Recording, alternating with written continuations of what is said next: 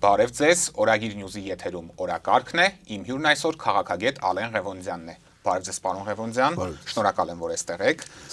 Պարոն Ղևոնդյան, ի սկզբանե նախատեսել էի, որ այլ թեմաներից պիտի սկսենք մեր զրույցը, բայց Նիկոլ Փաշինյանին միացած 10 հոգևորականները, ովքեր հանրության լայն շերտերի կողմից տիրադավ անունն են ստացել, մեր առաջնահերթությունները որոշ չափով փոխեցին։ Գիտեք, վերջիններս մեզ բոլորիս այսօր մայրաթոռ են հրավիրել, որպեսզի իրենց խոսքով վեհապարին հանգստի ուղարկելու օրակարգը կյանքի կոչեն։ Կխնդրեմ ձեր գնահատականը տակ այս ամենին, ինչ է այսօր մեզ սպասվում Էջմիածնում, ես մեզ հետևող քաղաքացիներին տեղեկացնեմ, որ մեր հարցազրույցը տեսաձայնագրվում է նախքան Էջմիածնում սպասվող զարգացումները։ Ես այդ մասին մի քանի անգամ եմ ասել, նախ նշյալ կոտրված նախկին հոգևորականները չի որ պետք է որոշեն կաթողիկոսը ուր պիտի գնա, ինչ կարգավիճակ պետք է ունենա եւ առհասարակ կաթողիկոսի գնահատման հետ կապված իրենք շատ խնդրահարույց կերպարներ են, որ առհասարակ իրենց որևէ կարծիք թույլ տան, առանց անձնավորելու բոլորի անհատական կյանքն ու անցած ճանապարհը, այսպես ասած, իսկ այդ անցած ճանապարհին մենք խիստ մանրամասն տարբեր դրվագներով ծանոթ ենք, ընդհանուր մինչև 2000-ականների սկզբից, հա։ Հիշում եք նույն Նիկոլ Փաշինյանի ինչ գնահատականներ տալիս։ Ես այսպես ասեմ, խնդիրը եկեղեցու հետ է կապված, խնդիրը կապված է կաթողիկոսի ինստիտուտի հետ, խնդիրը ունի նաև գեոպոլիտիկ ենթատեքստ։ Իսկ այսօրվա process-ը նախ հարցադրում է առաջանում որևէ հայտարարություն, որպես այդպեսին կարծես թե չի եղել եւ որևէ անուններ չկան։ Այսինքն հայտարարությունը տարածվել է փոքրիկ խմբակի ընտանեկան թերթի միջոցով, որ երեկոյան ժամը 15-ին նշյալ անձինք ինչ որ process են սկսելու։ Ավելին կարծես թե այսպես ուղղորդող խոսք գործող վարչապետի մասով էլ չկա։ Այս սուղ ինֆորմացիայի ներքո կարելի ասել, որ սա միգուցե տեստ դրայվ է հասկանալու համար, թե կաթողիկոսի եւ եկեղեցու եւ Էջմիածնի պաշտպանության համար ինչքան շրջանակներ օպերատիվ մակարդակով պատրաստ են այնտեղ գնալ։ Ակնհայտ է, որ իրավիճակը միգուցե հենց այսպես կարճաժամկետ օպերատիվ մակարդակում է լուծումներ ստանա, այսինքն լուծումներ ստանալը սադրանքներ լինեն, բռնաճնշումներ, քաղաքացիական հակոst հակած ուժայիններ, առանձին օլիգարխների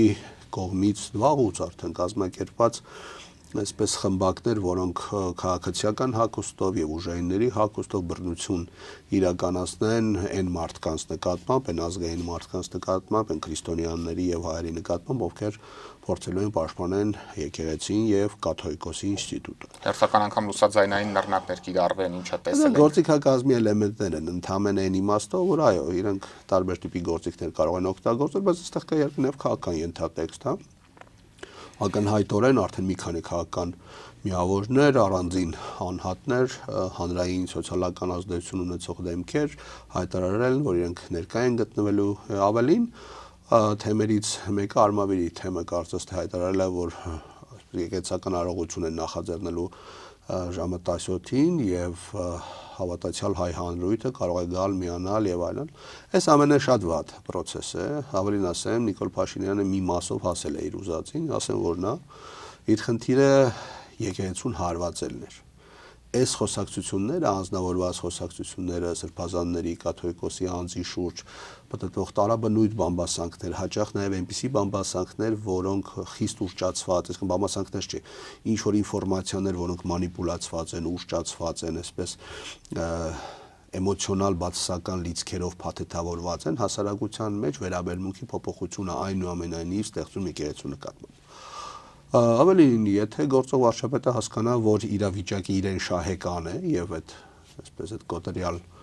նախկին հոգեվորականների շուրջ ինչ որ մարդիկ են հավաքում եւ կարող են անգամ հարձակում գործել վեհարանի վրա, ինքը շատ օպերատիվ կերպով կգա։ Եթե հասկանա, որ միգուցե պետք չի այսօր կամ այսպես գլխավոր փորձը իրենց անհրաժեշտ չափ ինֆորմացիա տվեց հետագա քայլերի համար, ինքը չի գա։ Մեծ հաշվով տրամադրություններն է ստուգում։ Այո, տրամադրություններն է ստուգում ինչ որ չափով, նայեք, կանխատեսման, կանխորոշման օրակարգ այստեղ չի կարող լինել, որովհետև էլ եմ ասում, իրավիճակը օպերատիվ կառավարման եւ օպերատիվ գործողությունների վիճակ է լինելու։ Ակնհայտ է, որ երեկվանից ԱՀԾ ներքին գործերի նախարարության տարբեր ստորաբաժանումներ, այդ թվում նաև քաղաքացիական հակոստով Էջմիածնում են համապատասխան գործողություններ են իրականացրել մի շարք մարդիկ արտաքին, այսպես մշտադիտարկման տակ են ավելի կենցաղային ռուսերենով ասած наружные наблюдения, հա, այսպես ասած, եւ իրենց գործողությունների մասով, այսպես իրական ժամանակի մակարդակում իրենք վերադասներին տեղյակ են պահում, թե ակնհայտ է, որ մարդիկ եթե սկսեցին տեղափոխվել Էջմիածին, մի մասի կանոնացնելու են ճանապարհին, սկսեն արհեստական ինչ-որ խոչընդոտներ ստեղծել, փորձեն խուզարկումներ կատարել եւ բոլոր գործիքակազմին բնականաբար այսպես ասած գնալու են։ Հաջորդ քայլը այն է, որ եթե փորձեն սադրանքներ անեն բռնության գործադրում եւ ինչ որ անդիմադիր շրջանակներ փորձեն դիմադրել, այդ դիմադրությունը շատ կարովի գործ է իրենց համար լինելու, թեմերը ոլորելու են անդիմադիրների, այդ ու նաեւ ղեկավար անձնակազմի կալանքի տակ տանեն։ Ինչի համար 26-ի համար իրենց համար լավագույն սցենարը իհարկե դաշտը մաքրելու համար, հա։ Դա հասկանում է, ենթադրում եմ, շատ վստահ եմ դիմությունը, դա շատ լավ հասկանում է գործող վարչապետը, չեն այս ամեն ինչին մի քիչ այլ էմոցիոնալ, նաև մերժողական են վերաբերում հասարակության էական մասը եւ մի զգալի իմաստ էլ հասարակության այս ամեն ինչը մերժելով իրան հեռու է պահում։ Հաշվի առնենք այն հանգամանքը, որ Հայաստանի գործող վարչապետը ոչ մի կարմիր գիծ չունի իր կյանքում, ունի խնդիր 26-ին ամեն գնով վերարտադրվելու, ամեն ինչ կանի դրա համար, արդեն բավական բան արել է, ու որևէ բանի առաջ չի կանելու։ Այս պրագմատիզմի ընկալումը պետք է ունենա ընդդիմությունը, հասկանալու համար, որ 26 ուղղակի ընտրություններ չեն, հերթական քաղաքական ընտրություններ իհարկե չեն։ Սա Հայաստանի գոյաբանական առումով երևի ամենակարևոր ընտրություններն են լինելու, այն իմաստով, որ Հայաստանը 26-ից հետո, եթե գործող իշխանությունը մնաց ներքին անեքսիայի վերջնական փուլի մեջ է մտնելու, ներքին անեքսիայի, որտեղ մենք հենց հիմա արտաքին կառավարման ներքո գտնվող պետություն ենք։ Այստեղ կան տարբեր ենթադրելի հարևան երկրների տարաբնույթ շրջանակներ, ովքեր գործողություններ են իրականացնում, կան այսպես կոչված գործընկերային, գործող իշխանության համար գործընկերային երկրների տարբեր շրջանակներ, որոնք հետևողական ու շատ գրագետ իդեպ տեխնոլոգիական, սոցիալ-հոգեբանական գործիքակազմերով բավական ուժեղ կերպով լվում են հասարակության ուղեղ ամենատարբեր էլեմենտներից։ Հիմնական երկու թեզ կա, դա հակառուսականության օրակարգն է, որը գեոպոլիտիկ թեմա է, իդեպ եկեղեցու թեման էլ է դրա տակ մտնում, ուղղափառության, առաքելականության թեմաները, դրանք կրոնական մրցակցային ֆոների, կրոնական ազդեցության դաշտերի հետ են ուղղակիորեն կապված։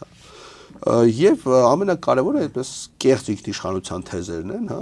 որի ներքո Հայաստանի գործող վարչապետը փորձում է այսպես հասարակությանը կերակրել, որ մենք առաջի անգամ պետություն ունենք, Արցախը հանձնելով առաջի անգամ պետություն ունենք, այո,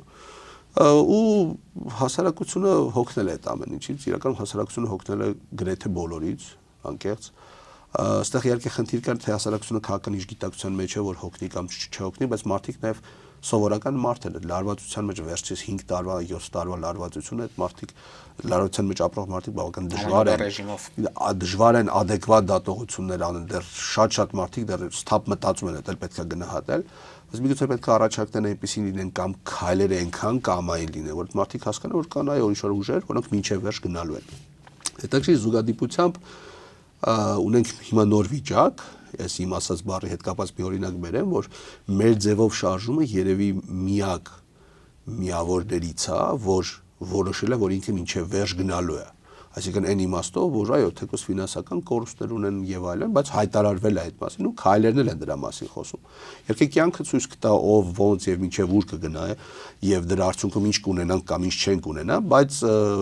մեր մոտ միշտ դեֆիցիտ է եղել ամենածանր ճանապարհով գնալ եւ խնդիրը լուծել։ Դա նաեւ գործող վարչապետը շատ լավ հասկանում է։ Ու իհարկե ես չեմ քննադատում ընդդիմությունը, կարողացել են ինչ որ կարողացել են, այլն են ինչ որ հնարավորություն ա եղել, բայց ես իհարկե չեմ քննադատում հայ հասարակությանը, որտեղ ժողովուրդը շատ հարցերում այնքան խոցելի է։ Իրենց կենցաղային խնդիրները լուծեն, թե այդ բաների մեջ մտնել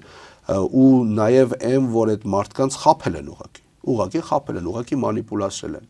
Կենցաղային խնդիր ունեցող հայը չի կարող ամեն քաղաքական նրբություն կամ մանիպուլյացիայից հասկանա, ավելին ասեմ, մարդիկ շատ հեշտ են կառավարվում, երբ որ ուղեղները լվում են, իսկ գործող վարչապետի հիմնական բանալին հային հայի դեմ հանելու որն է ատելությունը։ Նախկիններ ներկաներ, սևեր, սպիտակներ, հիմա նույն եկեղեցու թեման առաջին օրվանից։ Իդեպ դա բանի մենեջմենտի ձև է։ սոցիալական ինստիտուտներում, անգամ բիզնեսներում, մեծ հաստատություններում էլ կան այդպիսի մարդիկ, ովքեր ոչ թե հարագումարային, ընդհանուր թիմային առաջնորդության մեջ, այլ թիմում խմբեր են ստեղծում, այդ բոլոր խմբերն սկսում են մեկը մեկի մեջ լարել, բամբասանքներ, ինֆորմացիա, նույն թեզի մոտեցման կարող է գործող վարչապետներ, բայց կան նաև այլ ղեկավարներ, որոնք այդ ամենից վեր են կանում, այսինքն բոլորս միասին, միացյալ ջանքերով գնում են գործի ընդհանուր խնդիրները լուծենք։ Պարոն Ղևոնդյան, թեպետ գիտենք, որ այս ամեն ինչը Նիկոլ Փաշինյանի ուղղորդմամբ եւ համակարգմամբ է իրականացվում, բայց վերջինս առ այս պահը 10 եպիսկոպոսների կոչին չի արձագանքել, դուք էլ ձեր խոսքում այդ մասին նշեցիք, նաեւ չի հայտարարել, որ ինքը եւս որպես հայ առաքելական եկեղեցու հավատավոր զավակ, ինչպես ինքն է սիրում իրեն կոչել, եւս մայրաթոռում է լինելու նրանց կողքին։ Ինչ եք կարծում, արդյոք սրանով Նիկոլ Փաշինյանն այս մարդկանց ձեռքով է փորձում խնդիրը լուծել եւ մյուս կողմից էլ տարանջատվել ու հետագայում հնարավոր պատասխանատվությունից խուսափել, հայտարարելով, որ ես որևէ բան չեմ արել, ներգրաված չեմ եղել process-ում։ Եկեք մի քիչ հետ գնանք։ Հիշում եք, մեղավոր են նախկինները, հետո մեղավոր էր մոբը բանակում, որ փախավ 15000 հոգի ձիզերծիր ունեցանք, որևէ մեկի անունը մինչև հիմա չգիտենք, չէ՞, հետո բանը մեղավոր էին զինվորները, հետո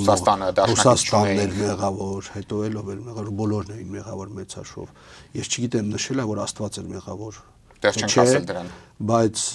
այդ թեզը ինչի մասին դուք խոսում եք, իհարկե ոչ միայն գոյության իրավունք ունի, ավելին,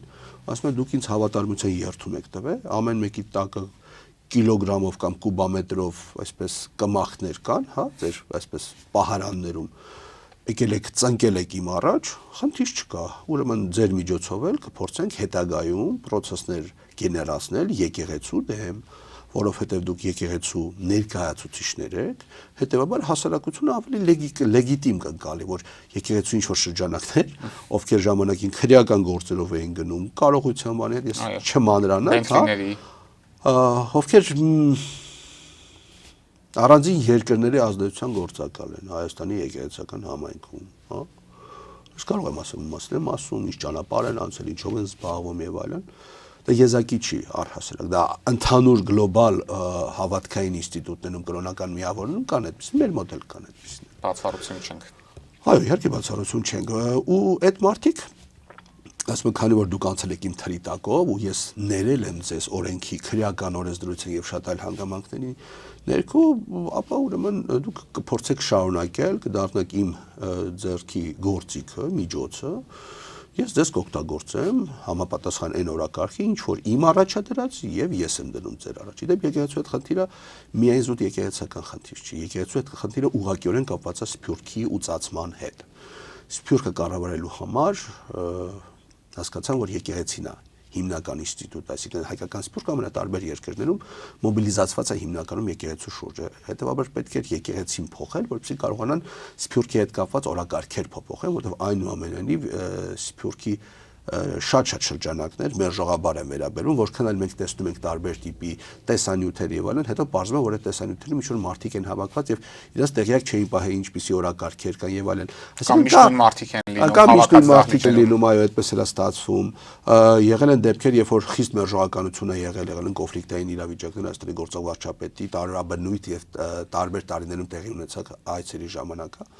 Այսինքն սփյուռքը կառավարելու համար պետք է եկեղեցին փոխել, որպեսզի եկեղեցում նշանակվի այնպիսի մարդ, որը կլինի գործող վարչապետի գրպանային կաթողիկոսը։ Այստեղ ամենամեծ խնդիրը հետևյալն է. եկեղեցու հարցերը պետք է մնան եկեղեցում, պետության հարցերը պետք է մնան պետության մեջ։ Ինչը ասել եկեղեցին քաղաքականության փաստում հիմնականում մեղադրական թեզերից է, ուրեմն հայ առաքելական սուրբ եկեղեցին որպես առաջին քրիստոնեական եկեղեցի եւ մենք էլ որպես առաջին քրիստոնեադավան ազգ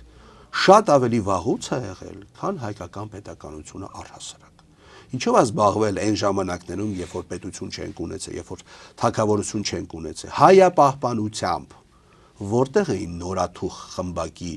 դեֆորմացված բարոյականությամբ եւ ուղեղի հետ կոնցեպտուալ խնդիրներ ունեցող այս խմբակի տարաբնույթ ներկայացուցիչները, ովքեր սպասարկում են տարբեր երկրների շահեր եւ մի մասն էլ զուտ նյութական օգուտի տեսանկյունից պատրաստ են ամեն ինչի։ Նրանք ոչ միայն պլանավորված չէին, նրանք առհասարակ չկային։ Եկեղեցին հայկական պետությունից առաջ է եղել։ Եկեղեցին պետության ֆունկցիաներ էր վերցրել, որպեսզի հայ ազգը ուղղակի չուծածվի, չցեղասպանվի։ Մոնղոլների եւ շատ այլ ասպատակողների արչեւ ովքեր էին գնում բանակցողներ, ովքեր էին հայոց դիվանագիտական ներկայացուցիչների եկեղեցիներ Նաև այս մեղադրանքներն են շատ հաճախ հնչեցնում, որ եկեղեցին հիմա էլ չի ուզում, որ Հայաստանի պետությունը պահպանվի, որ գլխավոր առաջնահերթությունը հենց եկեղեցականները ստանձնեն։ Սրանով էլ են Կամ մի շրջանակ, որ Հայաստանի պետության հետ խնդիրներ ունի, դա գործող իշխանությունն է։ Հայաստան պետության հետ խնդիրներ ունի։ Այս պահի դրությամբ Հայաստանի գործող վարչապետը ինչ անում, Հայաստանի երկիրը վաճառում է, իսկ գնորդը Ադրբեջանն է։ Ինչով է վաճառում։ Հիմա մեզ լսողները կասեն, ինչ էմոցիոնալ թեզեր են, բացարձակ էմոցիոնալ թեզեր չեն։ Այդ թեզերը ինչ հետ է կապված։ Խաղաղության կեղծ օրակարգի, խաղաղությունը ինչի հետ են հասարակությանը ոնց են մատուցումը, Ադրբեջանից ցորեն է եկել, դե Ադրբեջանից ցորեն չի եկել, հա, այսինքն ղազախական ցորենը մտել է Ադրբեջան, Վրաստանով եկել է։ Կարգի ցորեն։ Դա էական չի, անգամ մի տուփ լուսկի լիներ, խնդիրը դրա մեդիա օրակարգն է, ոնց ես կարողանում հասարակության վրա դա վաճառես։ Այսօր նավթամթերք է գալու Ադրբեջանից եւ այլն։ Ադրբեջանը սկսելու ապրանքներով, նյութեր մատակարարելով Հայաստանը առնել, գնել։ Հայաստանի գործող վարչապետը աճուրդի է դրել երկիր ու նոր չի դրել։ Իդեպ ասեմ, իր խոսքերից մեկում էլ էսպես ձևակերպում էր իրեն թույլ տվել Սյունիքը պահելու հետ կապված, դուք կարող եք պահել, եկեք պահեք, ես չեմ կարող պահել։ Հետո ինչ տեղի ունեցավ։ Իրանի հյուպատոսություն ստեղծվեց Սյունիքում, Ֆրանսիան հյուպատոսություն։ Ինչ կապ ունի Ֆրանսիան Սյունիքի process-ի հետ, ինչ գեոպոլիտիկա։ Թե Ֆրանսիան Աֆրիկայում պետություններ էր կորցրել, փորձում էր ընդդեմ Ռուսաստանի այստեղ process գեներացնել, ում խավորությամբ Արցախը, Ադրբեջանը եւ վերջ Պրահայում հայտարարություն տեղի ունեցավ Ֆրանսիայի խավորությամբ իդեպ, հա։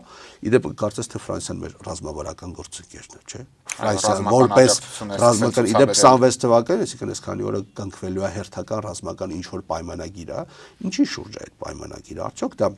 բանակային զինտեխնիկայի առողջարքի պայմանագիրը ես թերահավատ եմ, որտեղ առնվազն բաստիոնները դրանք բանակում օգտագործող զրահամեքենաներ չեն։ Միգուցե այդ բաստիոնները նրա համար են նախատեսված, որ այն 300,000 ադրբեջանցիները, որոնք գալու են Հայաստան էթնիկ բախումների ժամանակ բաստիոններով կարողանան իրավիճակ լուծեն։ Բազմաթիվ հարցադրումներ կա, ձեր հաղորդումը չի հերիք էս ամեն ինչին։ Եկեղեցին պետքա քանդել։ Այլընտրանքային եկեղեցի պետք է ստեղծել, այսինքն իդեպ ասեմ հստակ պլան չունի, ինքը հստակ պլան չունի, որովհետև առհասարակ ոչ միայն այդ առումով, ինքը ընդհանրապես իր մոտ օպերատիվ կառավարման ռազմավարական process-ներ չունի, այսինքն պատկերացում չունի ռազմավարական process-ներ, ուղղությունը իրան տվել են, առանձին հարցերում օգնում են, բայց process-ները այնքան արագ կարող են զարգանալ, որ ինքը օպերատիվ կառավարման չէ, այսօր սենց են կանում, վաղը սենց են կանում, մյուս օրը սենց են կանում, ակնհայտ է, որ հոգևորականներ կան, ովքեր խորհուրդ են տալիս գործող վարչապետին, այդ սաղմոսներից, որ հղումներ էր անում եւ այլն եւ այլն։ Ես կարող եմ ասեմ անգամ թե իր աշխատակազմով ովքեր են դրա մեջ ներգրավել, ես կարող եմ ասել, որ ճակերտավոր սրբազանների խորհուրդներն է լսում եւ ինչ նպատակներ։ Եվ ինչու հենց այդ սրբազանների, որոնք եւ ոչ այն սրբազանների ում քրեական ում հետ կապված գույքային քրեական օրակարգեր են եղել երբևէ եւ այլն, հա։ Լսում են այն սրբազաններն, ովքեր արտաքին վերահսկողության տակ են, այսպես ասենք, հա։ Մենք ունենք առանց մի գրամ ավելորդության, առանց մի գրամ ծայրահեղացման մենք գոյաբանական օրակարգ ունենք։ Ու Արցախի հանձնումից հետո որը կապված էր իհարկե Ռուսաստանի հետ, առաջին հերթին իհարկե Ռուսաստանի հետ, սա երկրորդ արարն է այդ process-ի, դրա նպատակը լինելու է հայ-թուրքականի ենթադրելի կարգավորումը, օրինակ Էրդողանը ասաց, մի քանի սիմվոլիկ քայլ ենք պատրաստ։ Նայեք, ադրբեջանական ու թուրքական դիվանագիտությունը առևտրի դիվանագիտություն, ասում եմ, դուք մեծ զիջումների կգնաք, որպիսի մտեք մեր հովանու ներքո։ Մենք էլ դեռ կմտածենք, թողնենք ձեզ հովանու ներքո մտնել, թե չէ։ Բացենք սահմանը, թե չէ։ Այո, այդ սահման բացելը իրականում ֆիկցիա է այն իմաստով, որ դա սիմվոլիկ բովանդակություն է։ Այս սահմանը բացելը մեր վրա էական որևէ բովանդակություն չի ունենալու։ Բայց ժողովրդի վաճառում են, որ լավ է։ Այո, ամենակ խնդրահարույց ու պրոբլեմատիկ հարցը հենց այդ է, որ ինքը կարողանում է հասարակության վրա այն ինչ որ ունի լավագույնս վաճառի իր անձնական շահերի տեսանկյունից։ Մենք այսօր ունենք մի հատ մեծ խնդրեմ։ Հայաստանի Հանրապետության իշխանությունը Հայաստանի Հանրապետություն պետության դեմ է դուրս եկել։ Ու որպեսզի այդ իշխանությունը մնա անփոփոխ, ինքը պետությունից ամեն ինչի պատրաստ է։ Ասեմ ավելին, կան պայմանավորվածություններ տարբեր երկրների հետ։ Եվրամիության երկրների մասնախոսքը եւ ռեգիոնալ երկրների մասնախոսքը, որ մենք ունենալու ենք համակարգային զիջումներ առանձին շրջանակների,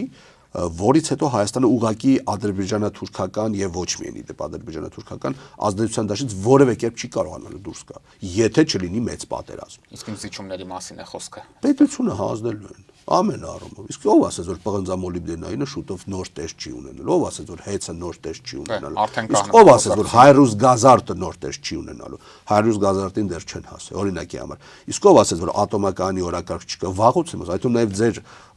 հարթակում եմ ասում։ Իհարկե, ատոմականը դա էներգետիկ անվտանգության խնդիր է։ Ես ինչի եմ այս ամեն ինչի մասին ասում։ Ինչի եմ կարևորում Ռուսաստանի դեր այս process-ում, որպեսզի բալանս տեղի ունենա։ Ցանկացած շրջանակ, ցանկացած միավեկտոր պետություն խնդրահարույց է, թե կախված ես մեկից։ Դու միշտ դառնում ես պատանդ ու կապ չունի որ պետությունն է։ Եթե դու կարողանում ես քո տնտեսության մեջ, քո ռազմարտունաբերության մեջ որոշակի, այսպես հակակշիռներ, որոշակի ամբողջովին չես կարող իրականության մեջ։ Որոշակի հակակշիռներ բալանսներ ստեղծել, դու կարող ես այդ բանակային որոշակի անկախության ինքնիշխանության աստիճան ունենաս։ Ակնհայտ է, որ մենք այսօր ունենք մի իրավիճակ, որ այն ինչ որ չի կարելի Ռուսաստանին, կարելի է Եվրամիությանը։ Բացառապես Եվրամիության չինովնիկը, Եվրամիության փոխնախագահն է, կինը, Կալաս կարծեմ, ասաց մեզ դիմել են, որպեսզի 26-ի վերարտադրման ժամանակ մենք իրենց օգնենք։ Հենց սա է ուզում հասկանանք, եթե դիվանագիտական լեզվից թարգմանենք այս նախադասությունը, Հայաստանը դիմել է, որ իր ներքին գործերին մասնակցի վերպետական միավոր, ինչի մասնավոր, ինչ ինքնիշխանության մասն է խոսքը, ոչ մի ինքնիշխանության մասն չէ։ Այն քաղաքացիական հագուստով եվրոպական դիտորդները այստեղ են, դեռ թե չէ։ Ավելին ասեմ, միջադեպ էր եղել, իսկ իրաց թվում է, որ հայերի մեծ մասը անգլերեն չգիտի։ Իրականում ես բազմից եմ ասել, իրենց խնդիրը ռուսական ստորաբաժանումների հետազոտումն ու հետախուզական process-ն է։ Ինչ տեղի ունեցավ արդյունքում։ Սյունիքից ռուսական ուղղաթիռային էսկադրիլյան հանեցին։ Իրանի մաքսային կետում սահմանապահ ստորաբաժանումը, որը մուտքերի ելքերի վերահսկողությամբ զբաղվում, հանեցին, Զվարթնոցից հանեցին, գիտեք ինչի հանեցին։ Ասեմ, որովհետև Հայաստան մտնող օտարերկրյա գործակալների, չինովնիկների վերահսկողությունը տեղի ունենում հենց այդ ճանապարհով, այսինքն ով էր մտնում, ով էր դուրս գալիս, ինչ խնդիրներ էին լուծում, այդ թվում նաև մեծ մերձավոր արևելքից, այդ թվում նաև այսպես եվրոպական հատվածից, բրիտանական Ալբիոնից եւ այլն, այդ մարդիկ ինքնաթիռազորությունը պետք է անցնեն, չէ՞, անցագրային կետով։ Բայց ինքնիշխանության բարձրացում են մեկնաբանում, ասում են մենք կարող ենք մեր սահմանները վերահսկել, առնվազն ուրեմն այստեղ խնդիրը ընդհանրապես սահման վերահսկելու հետ կապ չունի, այստեղ խնդիրը կապ ուներ անվտանգության ապահովման հետ, իսկ Հայաստանի Հանրապետությունը Ռուսաստանի Դաշնության հետ երկկողմ ազգային անվտանգության ծառայությունների մակարդակով ունի պայմանավորվածություն եւ պայմանագիր փոխօգնության վերաբերյալ։ Երբ որ Ռուսաստանի հատուկ ծառայությունները ունենում են ինֆորմացիա Հայաստանի մասով, խնդրահարույց ռիսկեր ենթադրող, Ռուսաստանի Դաշնության համապատասխան ծառայությունները դրանք փոխանցում են Հայաստանի իրենց գործընկերներին։ Նույն պարտավորվածությունը ունեին նաև Հայաստանը Ռուսաստանի նկատմամբ, հետո որ Ռուսաստանից հարցադրում առաջանում, իսկ ինչ երաշխիք, որ Հայաստան չեն մտնում այնպիսի մարդիկ, օրինակ Ուկրաինայից, օրինակ, չգիտեմ, Միացյալ Նահանգներից, օրինակ Բրիտանիայից կամ այլն, Պակիստանից, օրինակ, հա, ովքեր մեր համար Ռուսաստանի Դաշնության համար խնդրահարույց են։ Եվ դուք ունեք այդ կարող եք ունենալ այդ ինֆորմացիան, բայց մեզ զրկում եք այդ վերահսկողության հնարավորությունից հասկանալու համար լիքը բաներ։ Իհարկե դա խնդիր է ստեղծել, իհարկե։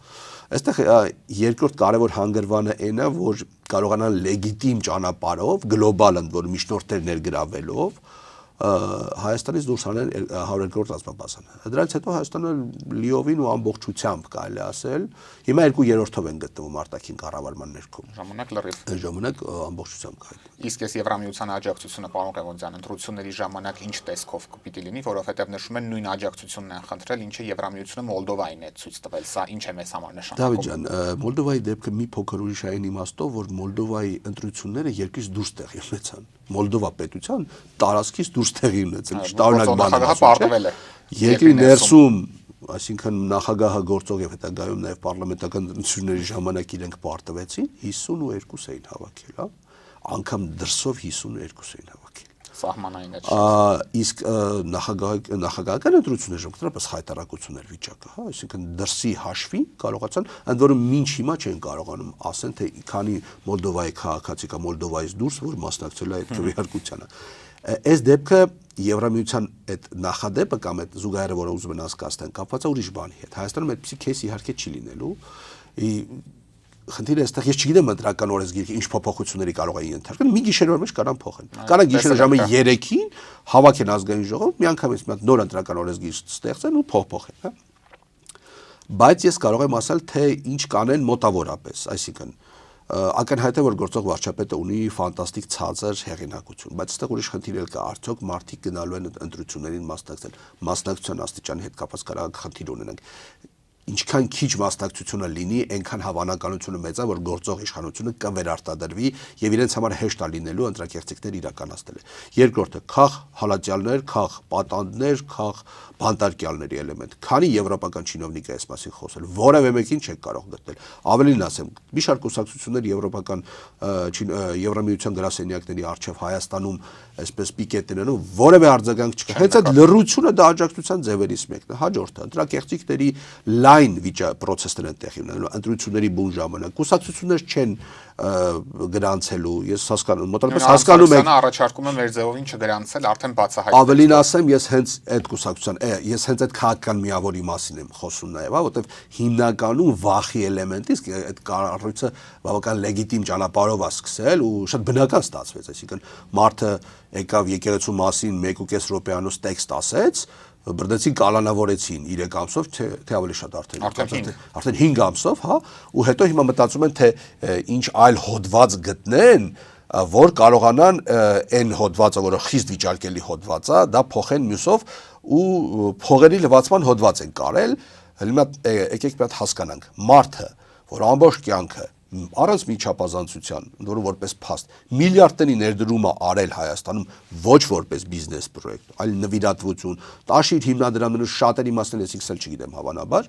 ու փողերի լվացման զբաղվում Հայաստանում։ Ստեղ են ասել՝ իա, իրոք, ինչ փողերի լվացում։ Այսինքն մարդը, ով ամենահարուստ հայն է աշխարհում, չգիտեմ, ասեք, միլիոն դրամ չեն կարողանում ստանալ չի ստացվել։ Այ Բագրատ Սրբազանին հիշում եք, ամեն ձև փորձում էին ինչ-որ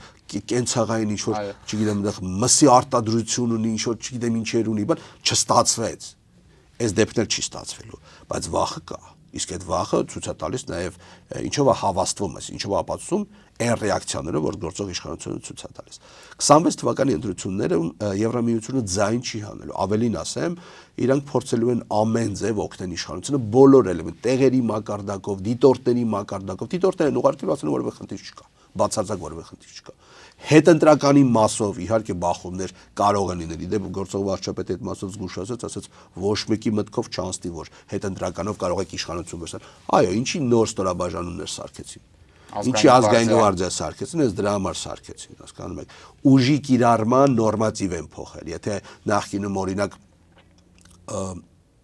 օրենքի ուժով իրավապահի այդ հորդորին քաղաքացու չենթարկվելու պարագայում մի վարք էր ենթադրվում, հիմա միանգամից կարող է այդ վարքը եռապատիկ ուժի դրսևորմամբ տեղի ունենալ, հասկանում եք, չէ՞, ինչ եք ասում, մեզ չենթարկվեցիք, հենց այդ պահին ուժի կիրառում տեղի ունենա։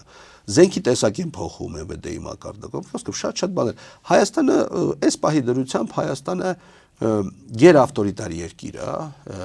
հիմնականում այդ երկրներին հիբրիդային ռեժիմներ են ասում քաղաքագիտության մեջ, որտեղ 1-2 էլեմենտ ազատության իմիտացիոն էլեմենտներ են թողում, դա ազատ խոսքն է, մեդիա մամուլի հետ կապված, բայց եկեք հասկանանք ինչ է տեղի ունենում Հայաստանում մամուլի հետ կապված։ Ֆեյքային գրողներ, տարբեր հաղորդավարների, մեկնաբանների, կալանավորումներ եւ այլն։ Որտեղ Facebook-յան, YouTube-յան ալիքների վրա հարձակումներ։ Այո,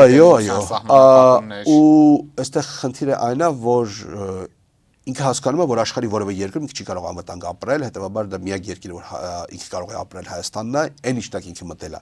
Իսկ ինքը միայն Հայաստանի հետ կապված չի մտել։ Ինքը իրան մատուցել է եւ Հայաստանը դրել է սկուտեղի վրա, մատուցել է արևմուտքին ու ավելի շատ եվրոպական սեգմենտի եւ թուրքական սեգմենտին, ընդդեմ Ռուսաստանի գեոպոլիտիկ մրցակցության մեջ։ Իրենք իրենց հարցերը կլուծեն, մեծ պետությունները կլուծեն։ Արդյունքում մենք կարող այլ չլինենք։ Հայաստանից ինչ կմնա, սա է։ Հայաստանից խիստ կասկածում կարող է բան մնա։ Ինչի անընդհատ հղում անում Պապ թագավորին։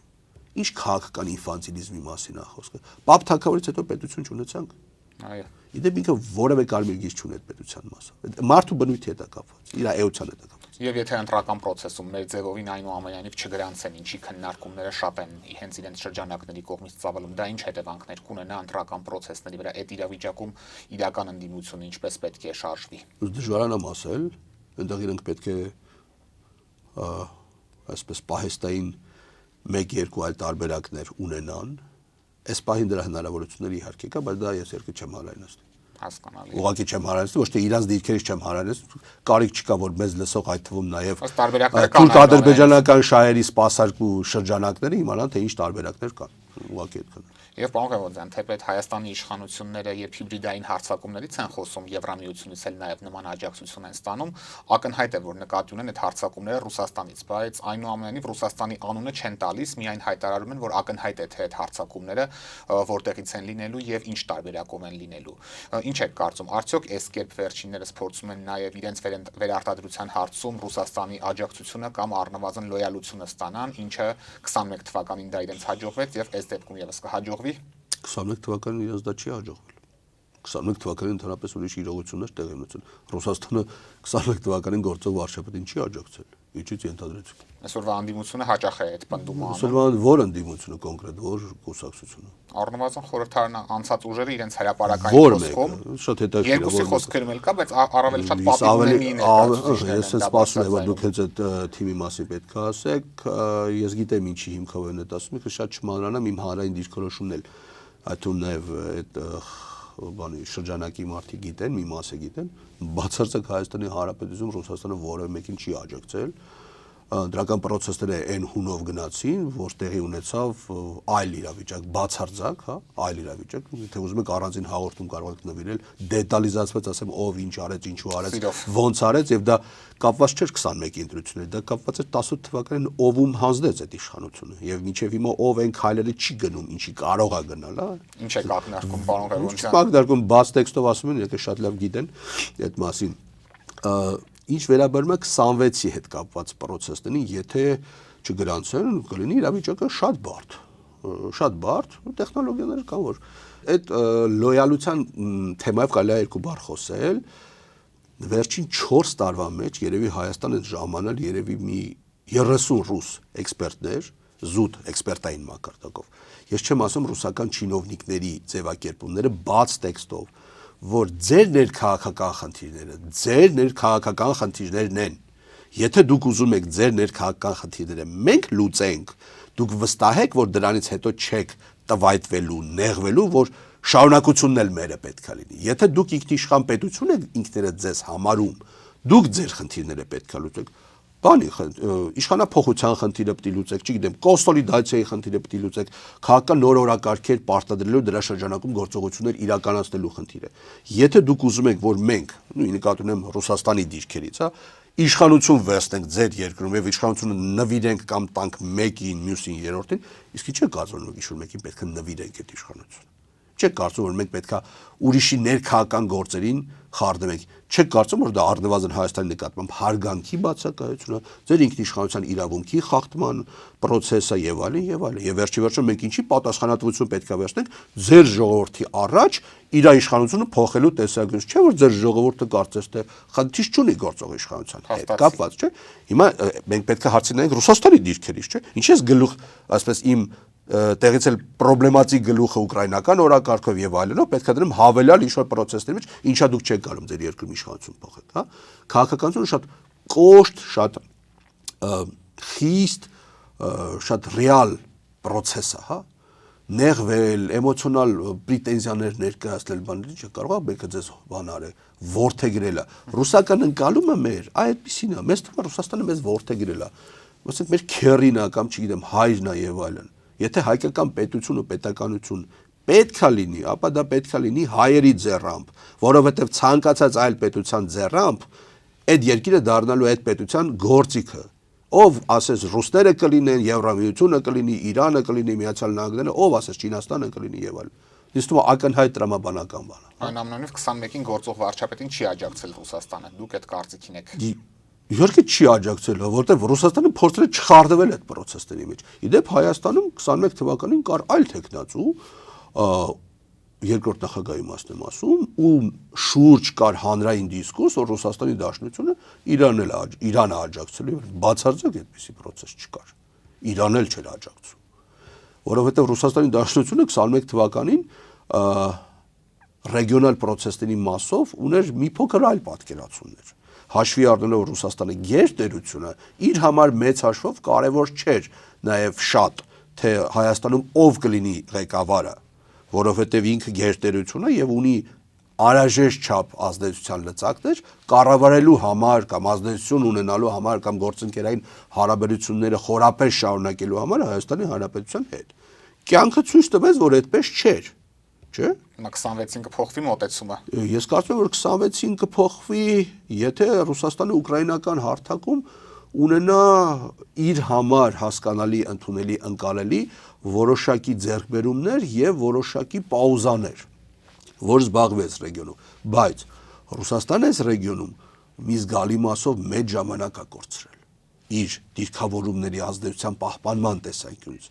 Եվ ավելին ասեմ, արևմուտքը այդ հաշվով բավական առաջ է գնացել հանրային ուղեղ լվալու գործընթացի տեսանկյունից, որովհետև երբ որ այդում նաև սոցհարցումները մենք նայում ենք, իսկ այդ սոցհարցումները այնպես չի որ միշտ ճշմարիտ են, բայց միտումները հասկանալի են։ Հանրային ընկալման մեջ Ռուսաստանի բացասական կերպարի հստակ տեսանելիություն կա։ Եվ երբ որ դու սկսում ես փաստարկված հարցադրումներ անել այն մարդկանց, ովքեր հակառուսականությամբ են խոսում,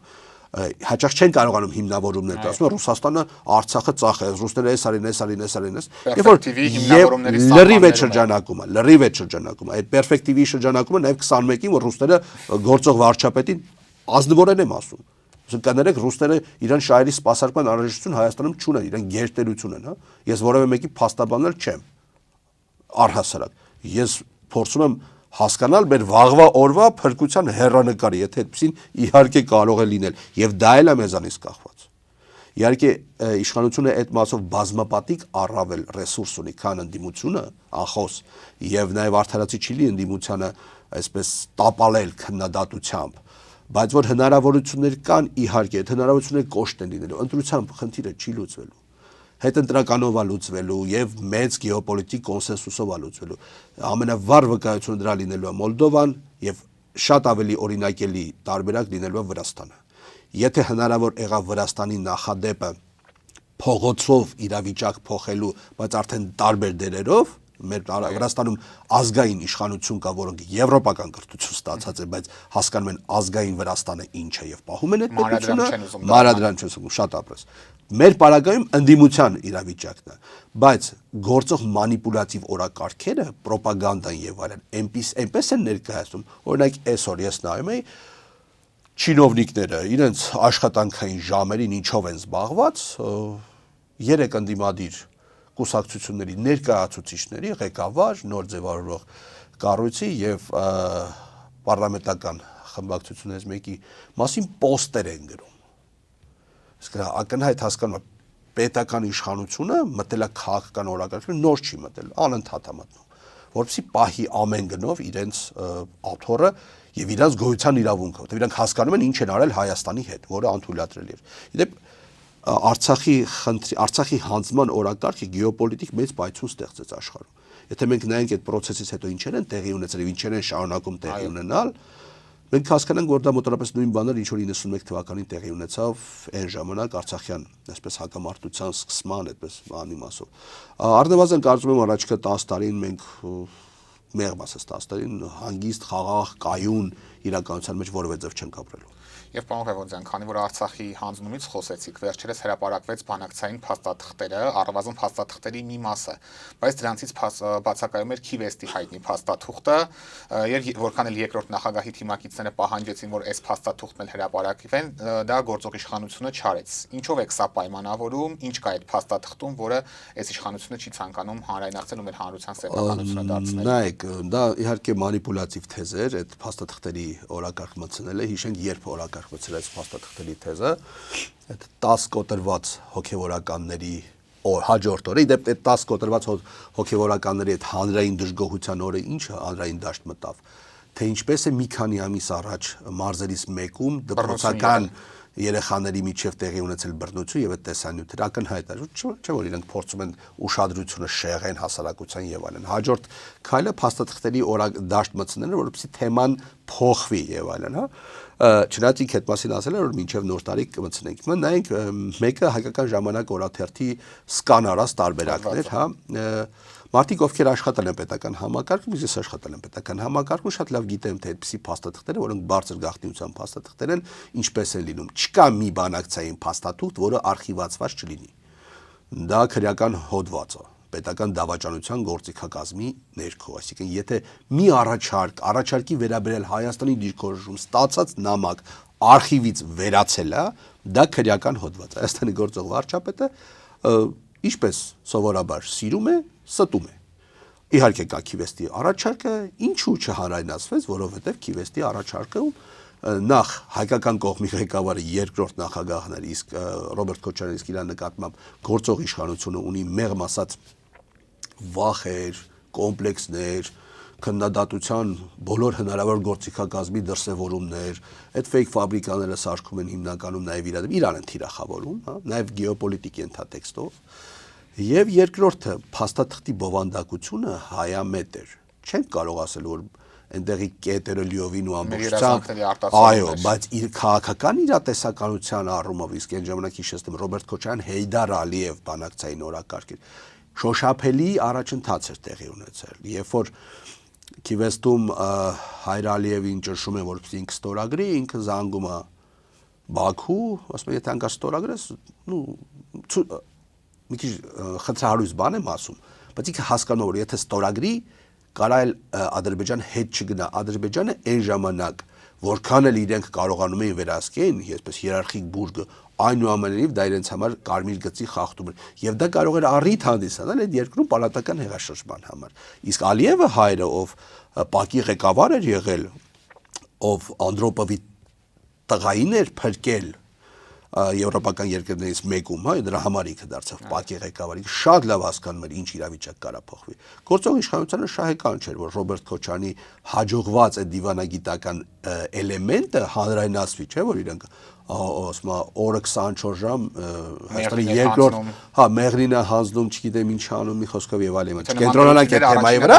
բայց իրանք իրենց հիմնական բանը, այսպես հակառակորդ է տեսնում երկրորդ նախագահին, ով իր շահերից բխող, այսպես փաստաթուղթ չեն հանրայնացրել, եւ այստեղ երկրորդ կարևոր հանգամանքը կա, որը շատ զզվելի է, այսպես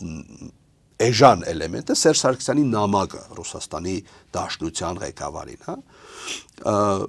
ակնհայտ է որ Սերժ Սարգսյանը պետական գործիչ է, ի տարբերություն գործող վարչապետի, եւ մաքսիմալիզմով երբեք չի տառապել, այսինքն այդ ոչ մի թիզականություն, իդեպ Հայաստանի որևէ ղեկավար երբեք ոչ մի թիզական չի եղել, այդ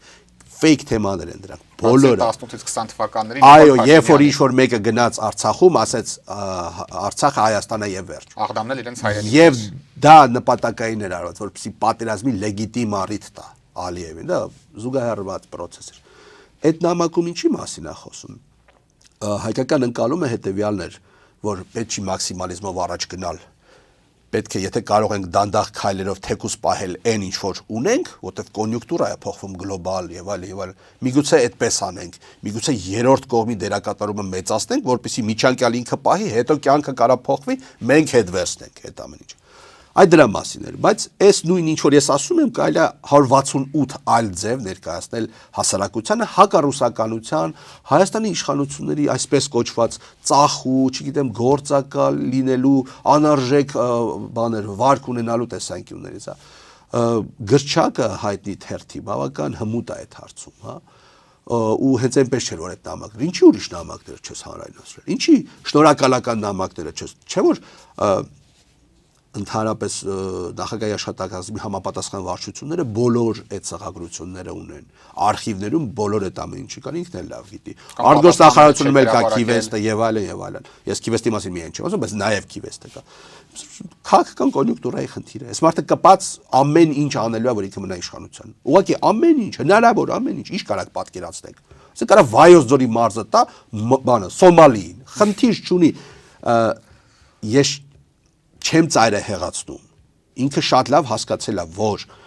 ինքը մտել անես բանի տակ, որ ինքը նաև այդ խնդիրը կա, որ ինքը այս ամեն ինչը վաճառում է արևմուտքի վրա, ասում է հետևյալը, եթե ես գնամ այս երկրի ղեկավար իմ կարգավիճակից, դուք կորցնելու եք այն ամենը, ինչին մինչև հիմա հասել ենք, ինչի տակ ես մտել եմ եւ ինչը ես շարունակելու եմ, հետո դուք ամեն ինչ պետք է անեք, ինձ պահեք։ Այսինքն ինքը նաև դա վաճառում է արևմուտքի վրա, արևմուտքը դա հասկանում է իհարկե։ Ասում ես բավական բարդ խնդրահարույց տարի է սպասում։ Իհարկե դա մինչև տարի դեռ պետք է ապրել։ Շնորհակալ եմ պարոն Ղևոնդյան հետաքրքիր զրույցի համար։ Օրակարգն այսօր այսպիսին էր, այն ամփոփեցինք քաղաքագետ Ալեն Ղևոնդյանի հետ։ Կհանդիպենք։